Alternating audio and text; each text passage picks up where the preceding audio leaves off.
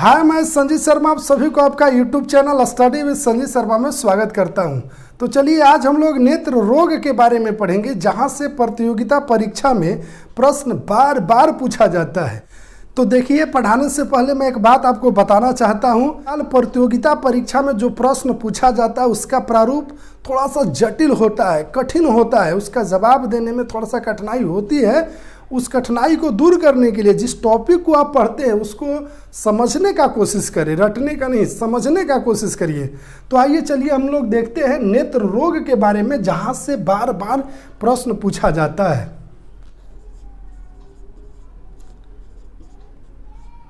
दृष्टि दोष, दूर दृष्टि दोष, दृष्टि दोष।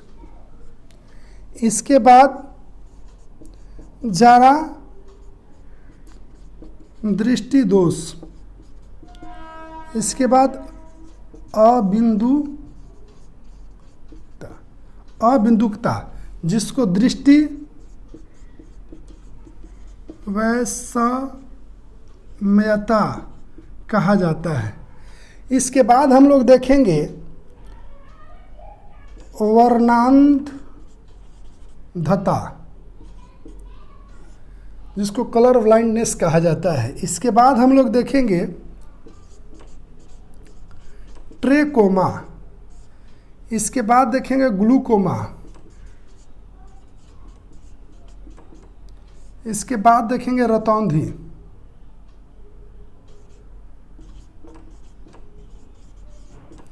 इस प्रकार से नेत्र रोग बहुत सारा होता है, लेकिन जो प्रतियोगिता परीक्षा में बार बार पूछा जाता है उसको मैंने लिखा हूँ।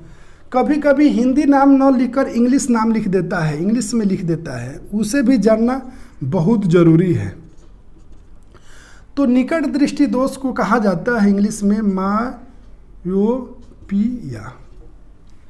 और दूर दृष्टि को कहा जाता है हाइपरमेट्रोपिया। इसके बाद जारा दृष्टि दोष को कहा जाता है प्रेसबायोपिया। इसके बाद अबिंदुकता या दृष्टि वैषम्यता को कहा जाता है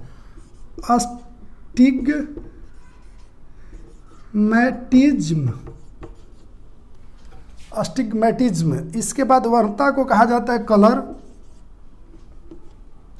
COLOR, कलर ब्लाइंडनेस। इसके बाद ट्रेकोमा इंग्लिश नाम है, लेकिन इसको हिंदी में जो है रोहे रोग कहा जाता है, रोहे रोग।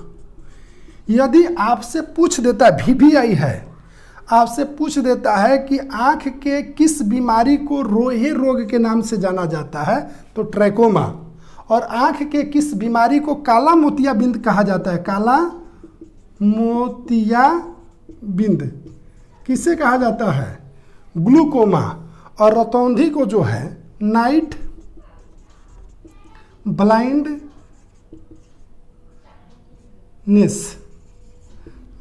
ब्लाइंडनेस रोग के नाम से जाना जाता है। तो देखिए, निकट दृष्टि दोष, दूर दृष्टि दोष, जारा दृष्टि दोष, अबिंदुकता जो है ये आपका दृष्टि दोष है। क्या है? दृष्टि दोष है। इसके बाद ये सब रोग है, यानी कह सकते हैं कि सारा के सारा जो है नेत्र रोग है। तो इसके बारे में हम लोग एक एक करके पढ़ेंगे, लेकिन उसके पहले थोड़ा सा आप देख लीजिए। वर्णता जो है अनुवांशिक रोग है, जो एक पीढ़ी से दूसरी पीढ़ी में फैलता है या फैल सकता है। ट्रेकोमा के बारे में जानना है। ट्रेकोमा को रोहे रोग के नाम से जाना जाता है, और ट्रेकोमा जो है एक संक्रामक रोग है जो एक आंख से दूसरे आंख में फैलता है। मक्खियों के द्वारा फैलाने का चांस बहुत ज़्यादा रहता है। तो पूछता है कि आंख का कौन सा रोग जो है संक्रामक रोग है, तो ट्रेकोमा। और आंख का कौन सा रोग जो है अनुवांशिक रोग है, वर्णता। उसके बारे में हम चर्चा करेंगे। ग्लूकोमा को काला मोतियाबिंद के नाम से जाना जाता है, इसके बारे में भी हम चर्चा करेंगे। लेकिन इतना जानिए कि काला मोतियाबिंद के नाम से किसे जाना जाता है, ग्लूकोमा को, और रोहे रोग के नाम से किसे जाना जाता है, ट्रेकोमा को। और रतौंधी के बारे में हम लोग पढ़ेंगे, जो विटामिन ए के कमी से होता है। दिन में तो स्पष्ट दिखाई देता है, परंतु रात में दिखाई नहीं देता है। तो आइए अब हम लोग निकट दृष्टि दोष, दूर दृष्टि दोष, जरा दृष्टि दोष, अबिंदुकता, वर्णता, ट्रेकोमा, ग्लूकोमा और रतौंधी के बारे में एक एक करके जानते हैं, जहाँ से प्रश्न पूछा जाता है और किसी प्रकार से पूछा जाए तो उसका जवाब हम लोग देंगे। तो निकट दृष्टि दोष या दूर दृष्टि दोष को समझने के लिए थोड़ा सा यहाँ आपको समय देना होगा। देखिए, हम लास्ट क्लास में आपको नेत्र लेंस के बारे में बताए थे, नेत्र लेंस के बारे में बताए थे और नेत्र के विभिन्न भागों को मैंने बताया था और लास्ट में जो है यहाँ पे लिखा था रेटिना, रेटिना। अब इसको बनाना इसलिए ज़रूरी है जिससे हम लोग इसका जवाब दे सकते हैं। तो देखिए, नेत्र लेंस और रेटिना के बीच के जो दूरी होता है, नेत्र लेंस और रेटिना के बीच के जो दूरी होता है उसको लेंस का फोकस दूरी कहा जाता है, फोकस दूरी। यदि आपसे पूछ लिया जाए कि फोकस दूरी क्या है, तो लेंस और रेटिना के बीच के जो दूरी होता है उसी को कहा जाता है फोकस दूरी। तो देखिए, निकट दृष्टि दोष में क्या होता है, हर पॉइंट को हम लोग लिखेंगे, जैसे भी प्रश्न पूछे उसका जवाब हम लोग देंगे। देखिए, निकट दृष्टि दोष में पहला चीज जानिए कि निकट की वस्तु दिखाई देती है, दूर की वस्तु दिखाई नहीं। निकट है तो निकट की वस्तु दिखाई देगी, दूर है तो दूर की वस्तु दिखाई देगी। निकट दृष्टि दोष में निकट की वस्तु दिखाई देती है, निकट की वस्तु दिखाई देती है। अरे निकट है तो इसलिए निकट की वस्तु दिखाई देगी। अब देखिए यहाँ क्या होता है, जो ये नेत्र गोलक है, हम आपको ये बताए थे इस प्रकार से नेत्र का गोलाई। तो जो नेत्र गोलक है, समझ गए, उसका लंबाई थोड़ा सा बढ़ जाता है, जितना भी इसका गोलक पहले था उससे थोड़ा सा बढ़ जाएगा। यानी निकट दृष्टि दोष में नेत्र गोलक का लंबाई बढ़ जाता है। तो निकट दृष्टि दोष में नेत्र गोलक का लंबाई बढ़ता है कि घटता है? बढ़ जाता है, थोड़ा सा ये बढ़ जाता है। इसके बाद देखिएगा क्या होता है कि जो लेंस है ना, तो लेंस का मोटाई भी थोड़ा सा बढ़ जाता है, लेंस का मोटाई बढ़ जाता है। जब ये लेंस का मोटाई बढ़ जाता है, लेंस का देखिए यहाँ तक लेंस था लेकिन बढ़ के यहाँ इसका मोटाई अब चला गया, ये हट गया। तो लेंस के मोटाई बढ़ने से फोकस दूरी का मान इतना कम हो जाता है, यानी 2 पॉइंट और बन गया। यहाँ लेंस का मोटाई बढ़ जाता है तो फोकस दूरी का मान कम न हो गया, जितना उधर चला जाएगा बढ़ के, तो यहाँ देखिए इतना कम न हो गया। अगर यहाँ तक रहता तो फोकस दूरी यहाँ तक आना पड़ता है, लेकिन बढ़ के यहाँ चला गया तो यहाँ से ना फोकस दूरी होगा, यानी फोकस दूरी का मान क्या हो जाता है? कम हो जाता है। तो लिखिएगा, नेत्र लेंस की मोटाई बढ़ जाता है तो फोकस दूरी का मान घट या कम हो जाता है, यानी घटता है या कम हो जाता है, एक ही बात है। इसके बाद देखिएगा, जो पहले क्या समान स्थिति में जब आंख में किसी प्रकार का दोष नहीं होता तब प्रतिबिंब जो है वो रेटिना पर बनता, मुख्य रूप से प्रतिबिंब कहाँ बनता है? रेटिना पर। लेकिन दोष हो जा रहा है, यानी किसी प्रकार के कमी हो जा रहा है, तो या तो यहाँ देखिए, या तो रेटिना से पहले प्रतिबिंब बनेगा या तो रेटिना से बाद में प्रतिबिंब बनेगा। रेटिना पर नहीं बनेगा, रेटिना पर बनेगा तो किसी प्रकार का दोष ही नहीं है। तो रेटिना से पहले या रेटिना के बाद। तो इसको सिंपली जो है साधारण विद्यार्थी भी समझ जाए, इसलिए मैं बोल रहा हूँ कि निकट दृष्टि दोष है ना, निकट, तो इसलिए समझिए कि निकट में प्रतिबिंब बनेगा, यानी रेटिना से पहले निकट में प्रतिबिंब बनेगा। बस इतने समझ जाइए, निकट दृष्टि दोष है तो निकट में प्रतिबिंब बनेगा, यानी रेटिना से पहले बनेगा। निकट का अर्थ यही ना हो गया कि इधर, यानी रेटिना से पहले बनेगा। रेटिना से पहले प्रतिबिंब बनता है, यानी निकट दृष्टि दोष में प्रतिबिंब जो है वो रेटिना से पहले बन जाता है, रेटिना से पहले बन जाता है। देखिए निकट दृष्टि दोष के निवारण के लिए हम लोग अवतल लेंस का प्रयोग करते हैं। यहाँ 1 2 3 अक्षर है तो इसका निवारण के लिए 4 अक्षर वाला लेंस का प्रयोग हम लोग करते हैं, यानी अवतल। अवतल देखिए निकट 3 अक्षर का है तो इसको निवारण के लिए हम लोग 4 अक्षर वाला प्रयोग करेंगे, अवतल 4। अवतल लेंस का प्रयोग दोष निवारण के लिए करते हैं, दोष निवारण के लिए करते हैं। अब बताइए निकट दृष्टि दोष के निवारण के लिए, उसको समाप्त करने के लिए किस लेंस का प्रयोग करते हैं? अवतल लेंस। लेकिन याद रखिएगा एग्जाम में अवतल तो लिखा हुआ रहेगा और यहाँ पर लेंस न लिख के दर्पण लिख दिया जाता है तो लोग तुरंत उसको मार देते, नहीं उसको पढ़िए, अवतल लेंस है कि अवतल दर्पण है, तो यहाँ पे अवतल लेंस होना चाहिए, समझ गए। अब देखिए जो चश्मा होता है, चश्मा का पावर जो है वो ऋणात्मक होना चाहिए। क्या होना चाहिए? ऋणात्मक। यानी चश्मा का पावर क्या होता है? ऋणात्मक होता है। यानी इतना निकट दृष्टि दोष से आपसे प्रश्न पूछ सकता है। निकट दृष्टि दोष में निकट है तो निकट के वस्तु दिखाई देगा, दूर का वस्तु दिखाई नहीं देगा। निकट दृष्टि दोष में जो है नेत्र गोलक यानी आईबॉल का मोटाई जो है, लंबाई जो है वो बढ़ जाता है। नेत्र गोलक का लंबाई बढ़ जाता है, नेत्र गोलक का लंबाई बढ़ गया। अब नेक्स्ट पॉइंट में देखेंगे कि जो नेत्र लेंस है, नेत्र लेंस का मोटाई थोड़ा सा बढ़ जाता है, नेत्र लेंस का मोटाई थोड़ा बढ़ जाता है। जब नेत्र लेंस का मोटाई बढ़ गया तो इसका फोकस दूरी के मान क्या हो गया? कम हो जाएगा। फोकस दूरी का मान क्या है? कम हो गया। फोकस दूरी के मान कम होने के कारण क्या होता है कि प्रतिबिंब रेटिना से पहले बन जाता है, समझ गए। यानी ऐसे भी दिमाग में आप रखिएगा कि निकट दृष्टि दोष में निकट में प्रतिबिंब बनता है, निकट में यानी रेटिना से पहले, और दूर दृष्टि दोष में दूर में बनता है यानी रेटिना के बाद। तो निकट दृष्टि दोष में किसी वस्तु का प्रतिबिंब कहाँ बनेगा? रेटिना से पहले। और इसका निवारण के लिए हम लोग किस लेंस का प्रयोग करेंगे? उत्तल की अवतल? अवतल लेंस का प्रयोग करेंगे, क्योंकि यहाँ 3 अक्षर का है तो 4 अक्षर वाला लेंस का प्रयोग हम लोग करेंगे।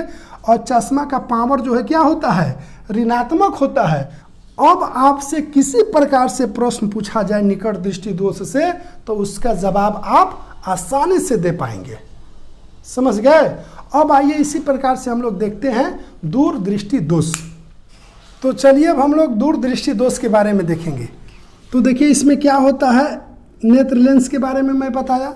नेत्र लेंस के पीछे जब हम लोग ऐसे चलेंगे तो यहाँ पे रेटिना होता है, ये हो गया नेत्र लेंस और ये हो गया आपका रेटिना, जहाँ पर किसी वस्तु का प्रतिबिंब बनता है।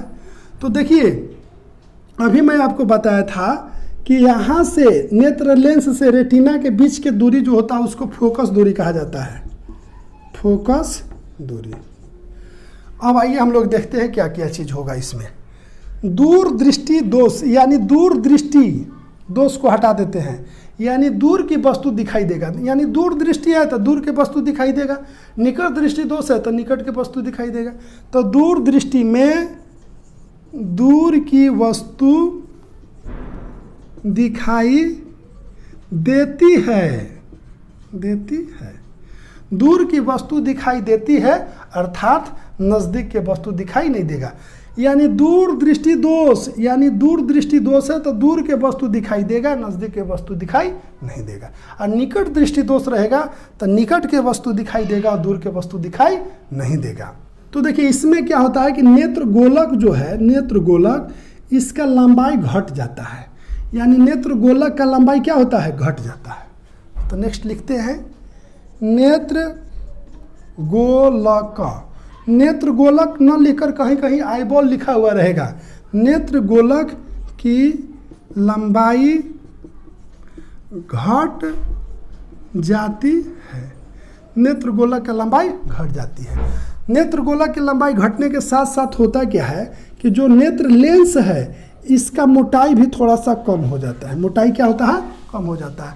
तब फोकस दूरी जो यहाँ था अब यहाँ से आना पड़ेगा, यानी थोड़ा सा बढ़ न गया, फोकस दूरी के मान बढ़ गया। तो 2 पॉइंट और लिखेंगे। नेत्र लेंस की मोटाई घट जाता है, घट जाता है।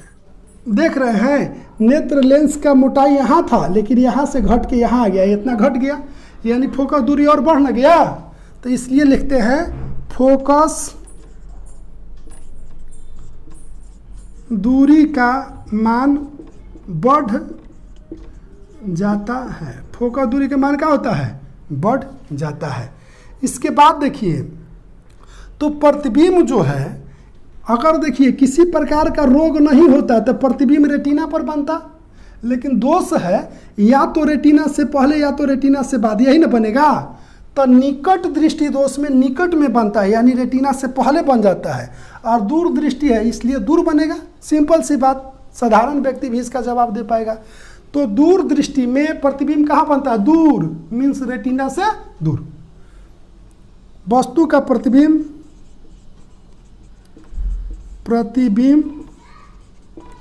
रेटिना के बाद बनता है, रेटिना के बाद बनता है। तो दूर दृष्टि दोष के निवारण के लिए, जैसे कि देखिए 2 अक्षर का है तो इसका निवारण के लिए 3 अक्षर वाला हम लोग क्या करेंगे? लेंस का प्रयोग करेंगे। तो दूर दृष्टि दोष में उत्तल 3 अक्षर वाला हो गया। लेंस का प्रयोग दोष निवारण के लिए किया जाता है, यानी दूर दृष्टि दोष के निवारण के लिए हम लोग उत्तल लेंस का प्रयोग करेंगे। याद रखिएगा उत्तल के बाद जो है यहाँ दर्पण भी लिखा हुआ रहता है, तो उत्तल लेंस का प्रयोग हम लोग करेंगे। और धनात्मक होता है, धनात्मक, यानी उसका पावर क्या होता है? धनात्मक होता है। यानी किसी प्रकार से प्रश्न पूछ ले दूर दृष्टि में वस्तु दिखाई देता है दूर के कि नज़दीक के, तो दूर दृष्टि है इसलिए दूर का वस्तु दिखाई देगा। दूर दृष्टि में नेत्र गोलक का लंबाई बढ़ जाता है कि घट जाता है? यानी घट जाता है। नेत्र गोलक का लंबाई क्या होता है? घट जाता है, चिपटा सा हो जाता है, समझ गए। और नेत्र लेंस का मोटाई क्या होता है? घट जाता है। जब नेत्र लेंस का मोटाई यहाँ से यहाँ घट गया, यानी फोकस दूरी थोड़ा सा बढ़ न गया, तब फोकस दूरी का मान क्या होता है? बढ़ जाता है। प्रतिबिंब जो है वस्तु का कहाँ बनता है? रेटिना से पहले कि बाद में? यानी दूर है तो रेटिना से दूर बनेगा, यानी बाद में बनेगा। अब दूर दृष्टि दोष के निवारण के लिए किस लेंस का प्रयोग करेंगे? तो 2 अक्षर वाला है तो 3 अक्षर वाला लेंस का प्रयोग है, यानी उत्तल लेंस का प्रयोग करेंगे। यानी दूर दृष्टि दोष और निकट दृष्टि दोष से किसी प्रकार से प्रश्न पूछा जाए तो उसका जवाब आप आसानी से दे पाएंगे। आइए नेक्स्ट देखते हैं। अब देखिएगा जारा दृष्टि दोष। तो जारा दृष्टि दोष में क्या होता है? ये जो लेंस होता है, नेत्र लेंस होता है, तो देखिएगा इस प्रकार के मांसपेशिया से जुड़ा हुआ रहता है, जिसको बोलते हैं सिलियरी मांसपेशियाँ। तो सिलियरी मांसपेशियाँ जो है ज़्यादा उम्र होने पर कमज़ोर हो जाता है, जिसके कारण जारा दृष्टि दोष होता है। यानी बुढ़ापा में जारा दृष्टि दोष होता है, क्योंकि अधिक खिंचाव के कारण जो है सिलियरी मांसपेशियाँ कमज़ोर हो जाता है। तो कारण क्या है? जारा दृष्टि दोष का कारण है सिलियरी मांसपेशियाँ का कमज़ोर हो जाना,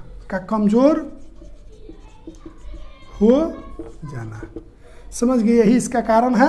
और ये जो है बुढ़ापा में होता है। कब होता है? बुढ़ापा में होता है। और इसमें क्या होगा? न तो आपका नज़दीक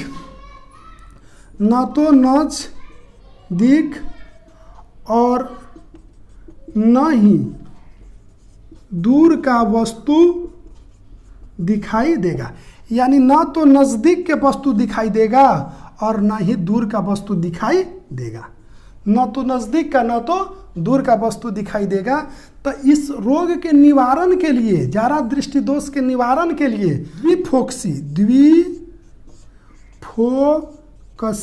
द्विफोक्सी लेंस का प्रयोग किया जाता है।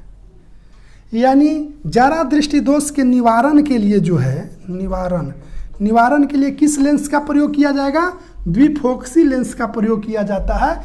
इसका अर्थ हो गया कि उत्तल लेंस और अवतल लेंस दोनों का प्रयोग किया जाता है। आप चश्मा में देखे होंगे तो चश्मा के जब हम भाग देखेंगे तो ऊपर वाला जो भाग है उसमें अवतल लेंस और जो नीचे वाला भाग रहता है उसमें उत्तल लेंस का प्रयोग किया जाता है। यानी चश्मा के ऊपर वाला भाग में क्या?